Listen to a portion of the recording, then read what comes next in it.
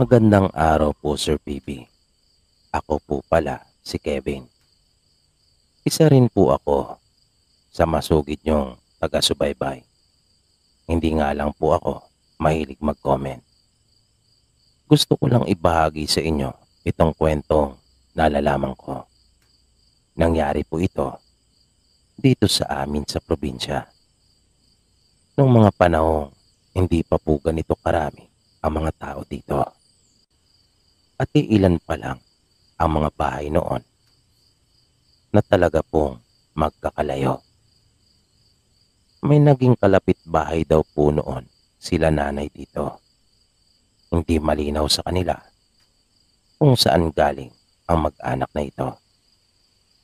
Basta pinatira sila nung may-ari ng lupa na taga rito at sinabing sila ay kanyang mga kamag-anak.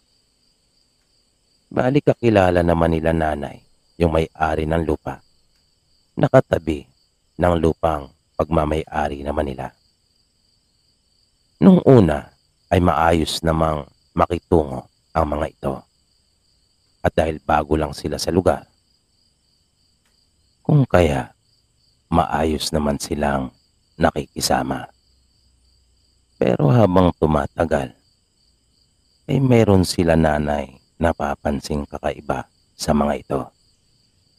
Bihira silang nakikisalamuha o sumasali sa mga idinaraos na okasyon at madalas ay nasa loob na ng bahay ang mga ito. Isang bagay na ipinagtataka nila kung paano silang nabubuhay ng gayon samantalang wala naman silang nakikitang mga pananim. Ni isang sitaw ay wala silang tanim, ika nga. Isang gabi na magpapawas si nanay ay nagpasama siya sa kanyang nakababatang kapatid. Pagkat nakaiwalay kasi ang kanilang palikuran. Pero tumanggi ang kapatid niya kung kaya siya na lang mag-isa ang lumabas. Nang maglalakad na siyang papunta doon sa kanilang kasilyas, ay nagulat siya nang makita niya yung babae na nakabuhagag ang mga buhok nito at nakatuwad na animoy aso. Pero nakatalikod naman iyon sa kanya.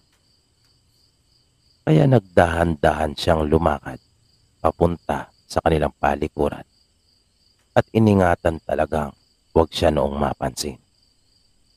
Yun yung unang pagkakataon na napatunayan ni nanay na mayroon nga talagang kakaiba sa kalapit nila. Pero hindi niya pa muna iyon sinabi sa kanilang mga magulang. Kahit sa kanyang mga kapatid ay wala siyang pinagsabihan. Nag-alala din kasi siya na baka biglang kumalat ang ukol doon. At pagkatapos ay hindi naman niya mapatunayan. Kaya kanya na lang munang sinarili yon. Minsan, nang natutulog na sila, narinig ng nanay ko na parang may sinasalpo yung inahin nilang alagang manok at nagagalit ito. Naririnig rin niya yung isa sa mga sisiw nito na umiiyak. Yung tunog na kadalasan nating naririnig sa isang sisiw kapag atin itong kinukuha. Ganon yung uri ng tunog na kanyang narinig. Kaya napabangon siya. Pero nagdalawang isip namang tumayo. Pagkat nakaramdam siya ng takot. Kung kaya, hinayaan na lang niya. Kinabukasan na mag-usisa siya, ay napansin niyang iilan na lamang ang sisiw ng kanilang inahin. Ang sabi ng kanyang mga kapatid, baka raw nilunok na naman ng sawa. Pero si nanay ay iba na ang tumatakbo sa kanyang isipan ng mga oras na iyon. Pagkat malakas ang kanyang kutob na may kinalaman talaga ang kanilang kalapit. Hanggang sa isa sa kanyang mga kapatid ang makaranas ng isang nakakatakot na pangyayari. Isang gabi iyon, matapos nilang makakain ng hapunan, nang magpasya itong lumabas ng bahay para umihi. Nang biglang may napansin itong kakaiba sa bubungan ng kanilang kalapit na bahay. Kaya nagkubli siya sa gilid ng kanilang dingding at tiningnan yung mabuti. Nagtaka kasi siya kung bakit parang may nakaumpok doon. Makara ng ilang sandali ay naging malinaw na sa kanya ang lahat. Mayroon ngang tao na naroon at nakadapa. Kaya napaisip siya sa kung ano naman ang ginagawa noon doon sa ganong oras na ng gabi.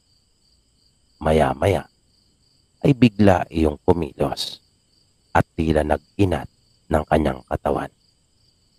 At parang nananakit ang leeg noon na iginalaw sa magkabila at iniikot-ikot ng dahan-dahan.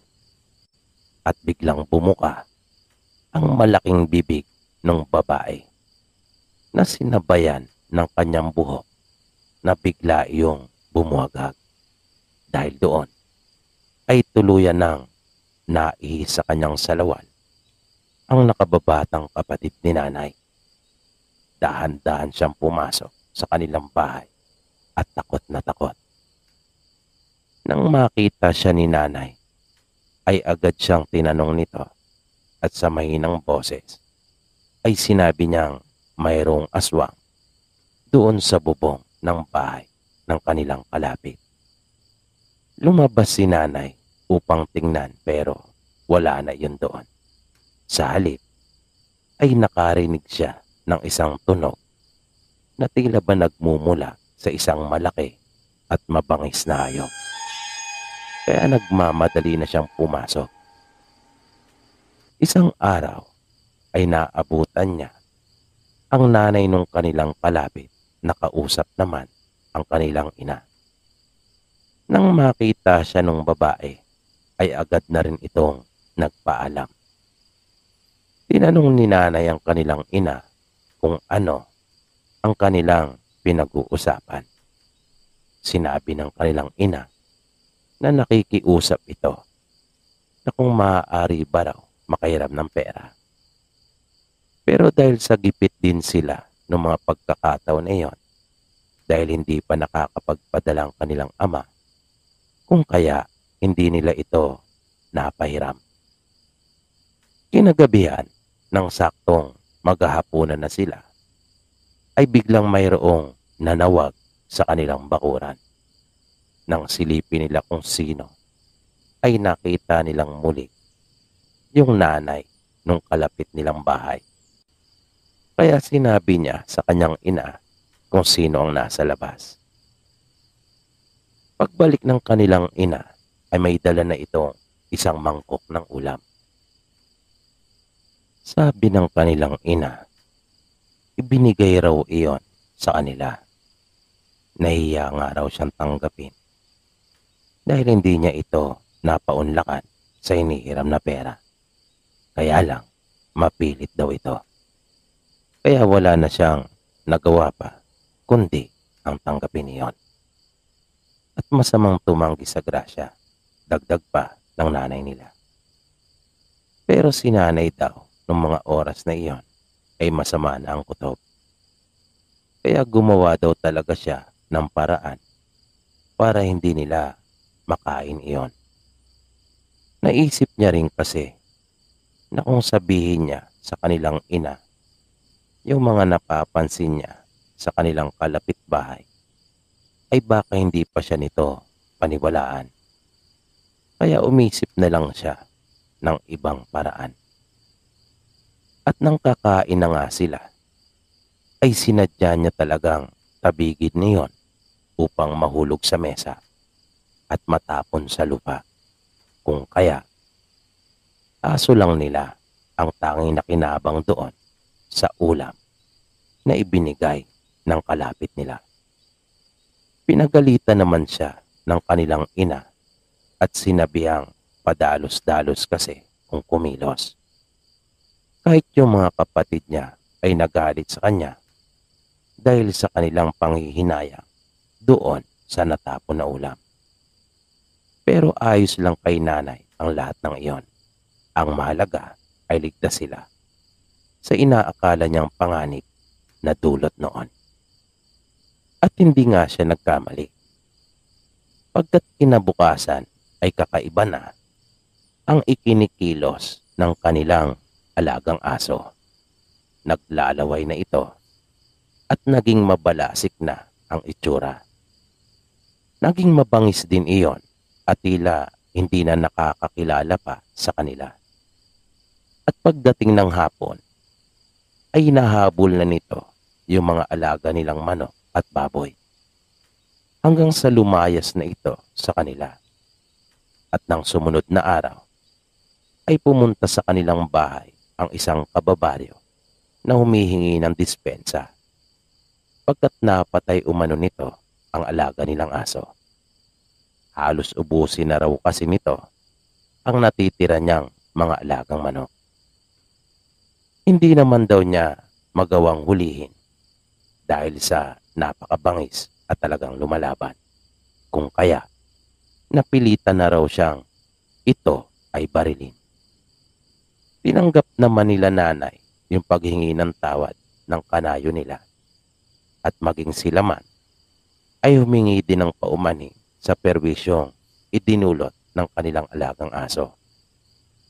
Dito na ipinagtapat ni nanay sa kanilang ina ang ukol sa kanilang napapansin sa kalapit bahay. Sa maayos niyang pagpapaliwanag ay naniwala naman ang kanilang ina at simula noon ay iniwasan na nila ang mag-anak na iyon. Kahit ang makipag-usap sa mga ito ay hindi na nila ginagawa. Hanggang sa mapilitan na ring umalis ang mga ito doon. Nang ang isa sa kanilang kanayon ang makabisto rin sa maitim nilang lihim. At mula nang umalis ang mag-anak na iyon, ay natigil na ang pagkawala at pagkamatay ng mga alaga nilang hayop. Wala na rin silang nararamdamang parang may umaali-aligid sa kanilang mga tahanan tuwing gabi.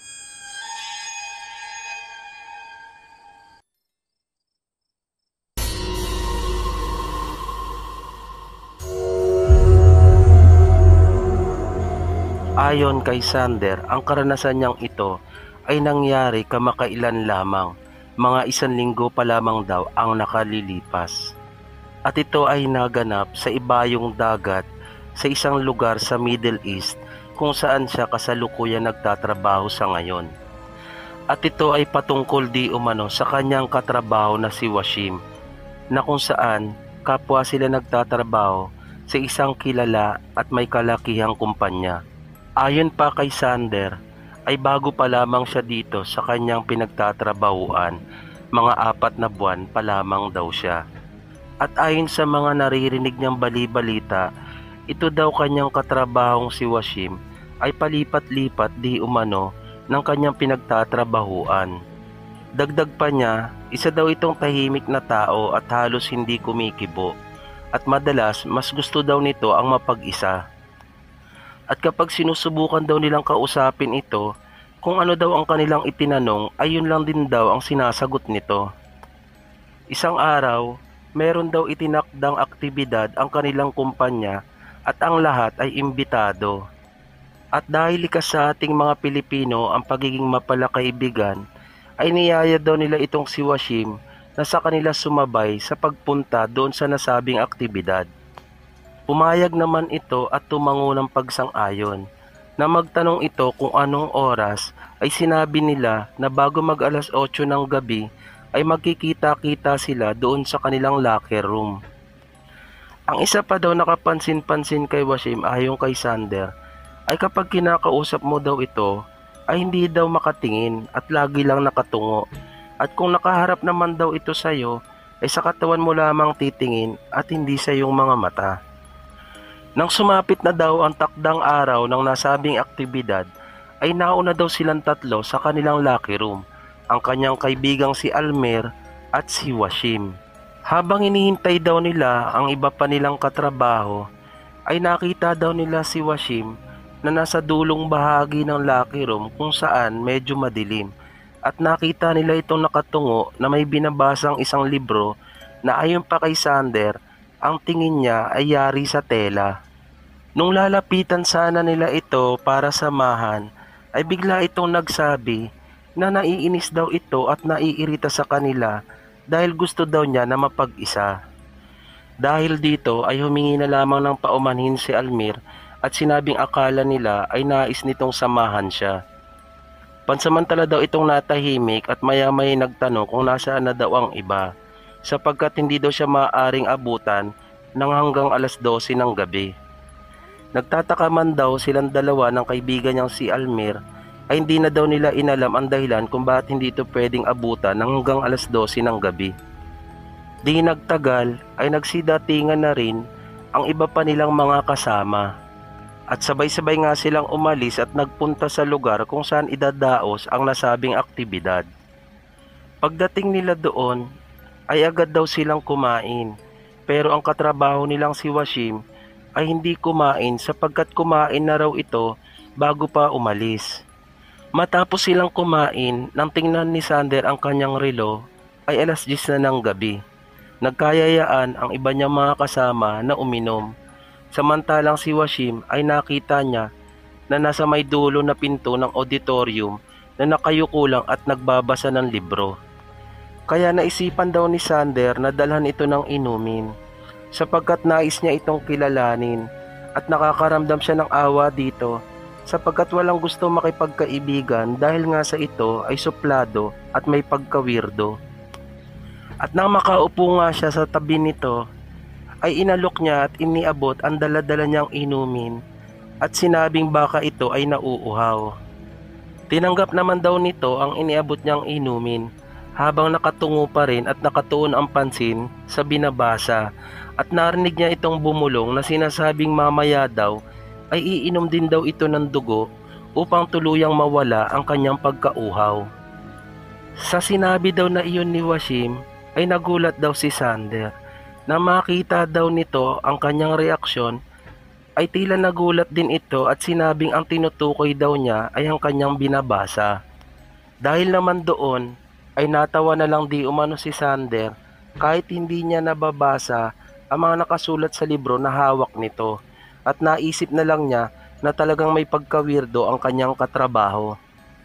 At nang maramdaman ni Sander na tila ayaw magpaistorbo ng kanyang katrabaho, ay inilabas na lamang niya ang kanyang cellphone, habang si Washim naman ay nagpatuloy sa pagbasa sa librong hawak nito.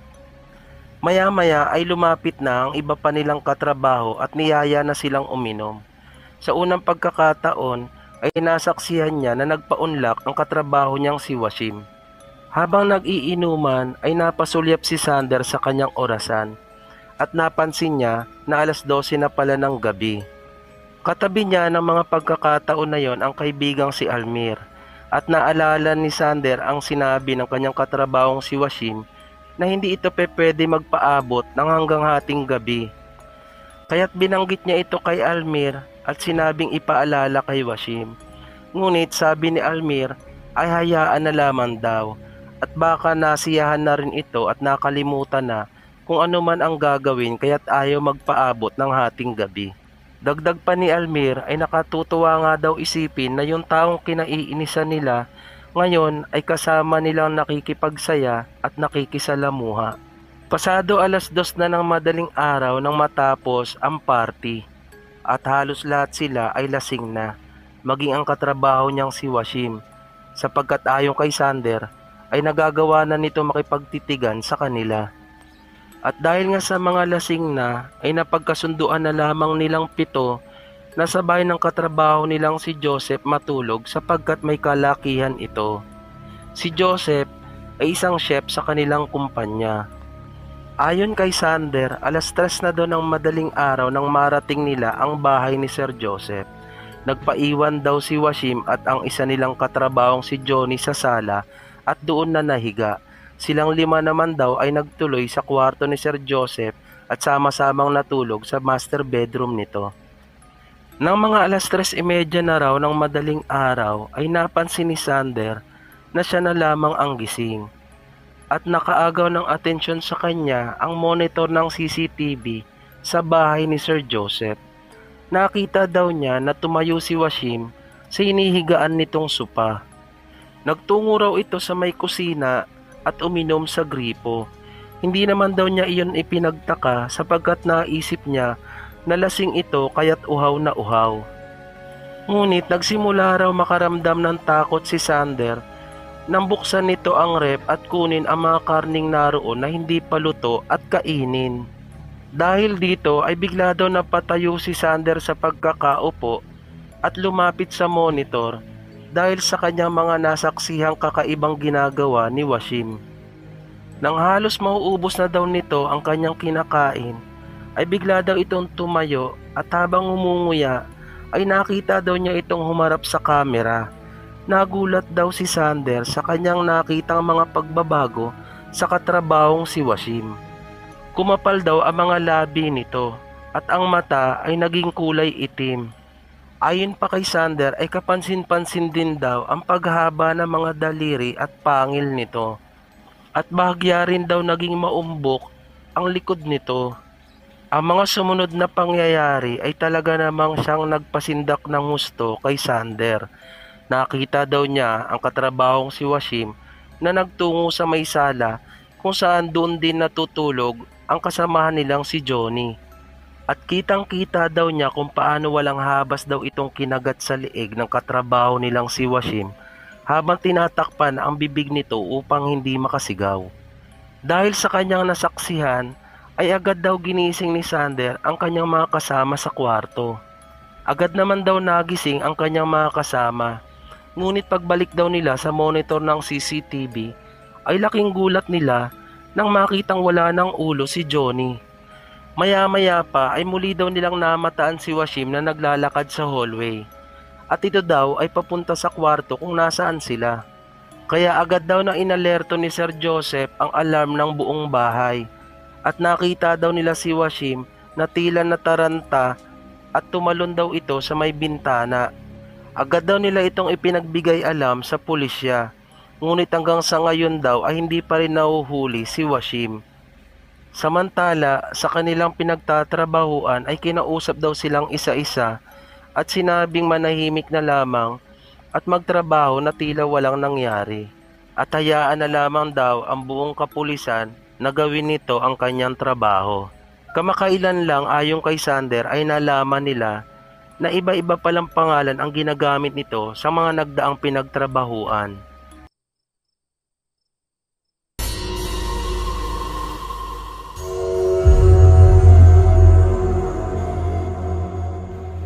Si Jake ay isang karaniwang tao lamang. Hindi siya nakapagtapos dahil na rin sa hirap ng sitwasyon ng kanilang pamumuhay. Naranasan na rin niyang makapagtrabaho sa iba't ibang uri ng establishmento, ngunit kadalasan ay mga mababang uri lamang ang kanyang napapasukan at lubang maliit lamang ang sweldo. Binata pa naman si Jake, ngunit tulad din ng marami ay naghahangad tayo na guminhawa rin sa buhay. Naranasan na rin niyang magkaroon ng kasama sa buhay noon. May kinakasama siya dati, ngunit hindi ito naging tapat sa kanya, kaya nauwi din ng lahat sa hiwalayan. At ngayon ngay mag-isa na lang uli siyang namumuhay. Ang mga kapatid at magulang naman niya ay nanatili sa probinsya at kung minsan ay nagpapadala siya sa mga ito. Taong 2014, na maisipan niyang magsarili na lamang at magkaroon ng sariling pagkakakitaan. Naalala niya ang paggawa ng kanyang nanay noon ng puto noong mga bata pa sila. Tandang-tanda niya na masarap ito, kaya yun ang naisip niya, magtitinda siya ng puto. Kaya gamit ang kaunting pera na naipon niya, ay bumili siya ng mga sangkap at sinubukan niyang gayahin ang paggawa ng kanyang ina. Noong una ay hindi niya nakuha ang eksaktong lasa nito, ngunit tamang-tama na ang tekstura. Kaya sinubukan niyang muli at malinaw na sa isip niya kung ano ang kulang sa una niyang ginawa. Kaya sa pangalawang pagkakataon ay nakuha na niya ang tamang timpla at lasa nito. Matapos iyon ay nagpasya na siyang magpagawa ng paglalagyan ng kanyang paninda sa paglalako. Ilalako na lamang niya ito sapagkat wala naman siyang sapat na pera para umupa ng pwesto. Noong unang araw ay lubhang nahihirapan siya. Medyo nanibago siya dahil sa napakahaba ng nilalakad. At dahil siya pa ang naghahanda at nagluluto mismo ng kanyang paninda. Ngunit, pursigido si Jake. Nasabi niya sa sarili na halos lahat naman ay sa simula lang mahirap at masasanay din siya sa kalaunan. Sa loob ng 1 taon ay ganon ng ganon ang kanyang paulit-ulit na ginagawa. Maaga pa'y gumigising na siya upang maglako ng kanyang panindang puto. At tama nga siya dahil nakasanayan na rin niya ito at parang baliwala na lamang sa kanya sapagkat gamay na niya at kabisadong-kabisado na ang mga ginagawa. Nang sumunod na taon ay nagpatuloy siya at napansin niya ang unti-unting pag-angat ng kanyang negosyo. Nagkaroon na rin kasi siya ng mga suki at patuloy pang dumarami ang mga ito. Ngunit Mayo ng taong ding iyon, 2015, nang maranasan niya ang ayon pa sa kanya ay isang kabanata daw sa buhay niya na hinding-hindi niya makakalimutan hanggat nabubuhay siya. Ayon kay Jake, nung nasa probinsya pa siya, ay nakaririnig na daw siya ng mga kwento ukol sa mga aswang. At ang isa pang araw na kapitbahay nila ay naging biktima pa di umano ng mga ito. Bigla lang daw nagkasakit noon ang kababata niyang babae na kahit ang mga doktor na tumingin dito sa pinagdalhang ospital ay walang malinaw na paliwanag kung ano talaga ang totoong sakit ng dalagita. Ngunit hindi daw inaasahan ni Jake na mismong siya ay mararanasan niya ito at hindi pa sa probinsya kundi dito sa syudad. Kung sa bagay, ayon kay Jake, ang pinaglalakuan niyang lugar ng kanyang paninda ay para ring isang probinsya. Ayon sa kanya ay marami daw puno at may mga burol pa daw ito sa gilid ng kalsada at magkakalayo ang mga bahay. Ang maliit na subdivision kung saan niya kadalasang dinadala ang kanyang paninda ay malayo at madaraanan pa ang mahabang kalsada na hitik sa puno at matataas na mga damo. Dito niya dinadala ang kanyang paninda sapagkat marami siyang suki dito at talaga namang inaabangan siya. Ito ay malayo mula sa pinaka-highway ng bayan at wala gaanong bahay sa gilid ng daan. At talaga namang madilim kapag madaling araw sapagkat walang mga poste ng ilaw. Nung madaling araw daw nung araw na yon, ay maaga siyang gumanyak upang maglako. Naisip niya na maaga rin siya makakauwi at mamamasyal siya para naman bigyang kaluguran ang sarili. Pagbaba daw niya ng jeep sa kanto ay nagumpisa na siya maglakad upang tahakin ang mahabang daan patungo doon sa subdivision na madalas niyang pinaglalakuan. Nang nangangalahati na raw siya sa kanyang paglalakad, ay may napansin siyang isang lalaki na nung unay akala niya ay nagsusuka lamang sa gilid ng daan, sapagkat bahagya itong nakayuko na ang isang kamay ay nakahawak pa sa puno. Napasulyap lang daw siya dito at nagpatuloy sa paglakad. Medyo madilim pa daw na mga pagkakataon na yon. Ayon sa kanya, sa tansya niya ay may mga 4:00 na rin ng umaga na mga panahon na iyon. Nang mapansin daw ng lalaki na naroon siya, ay napalingon daw itong mabilis sa kanya. Doon siya nagulat dahil nakita niya na hindi pala ito karaniwan. Sa una daw na pagkakakita niya rito, ang unang pumasok sa kanya ay ang itsura ng isang gorilya. Sapagkat mabalahibo raw ang mukha nito. Nang tanungin ko siya ukol sa mga mata ng kanyang nakita, ayon kay Jake, ay hindi daw niya napansin iyon sapagkat napako daw ang atensyon niya sa bibig nito, sapagkat mahaba daw ang dila na may matutulis na ngipin. Nung panahon daw na napatingin ito sa kanya ay umangil ito at bagyang ikinalmot pa ang mga kamay sa hangin. Nakaramdam man daw siya ng takot pero kumalma lamang daw siya at kinuha niya ang mahabang kawayan na nakasabit sa lagayan ng kanyang mga paninda. Mabilis din daw niyang kinuha ang kutsilyo na ginagamit niya sa paghati ng dahon ng saging na siyang ginagamit niyang sapin sa puto bago niya ilagay sa plastik sa tuwing may bumibili, at inilagay niya iyon sa bulsa doon sa kanyang likod. Ayon kay Jake, noong mga panahon daw na iyon ay ang lakas na daw ng kabog ng dibdib niya. Hinawakan niya ng mahigpit ng dalawang kamay ang mahabang kawayan. Dahan-dahan daw itong lumapit sa kanya na akala mo'y aso, sapagkat hindi ito naglalakad na katulad sa karaniwang tao. Hindi siya gumalaw sa kinatatayuan niya. Hindi rin siya nagpakita ng takot. Pilit niyang hindi pinapahalata iyon, sapagkat sa totoo lang daw, sa nakita pa lang daw niya na itsura nito ay talaga naman daw na matatakot ka na, lalo pat noon mo pa lamang makikita ang ganun. Dahan-dahan daw itong umiikot sa kinatatayuan niya. Sinusundan naman daw niya ito ng tingin at lagi siyang nakaharap dito. At animoy aso daw talaga na naghahanda at anumang oras ay susugod at mangangagat. Matindi din daw ang laway na lumalabas dito. At tulad din ng mabangis na aso, ay di rin daw ito lumilika ng kahit anong ingay.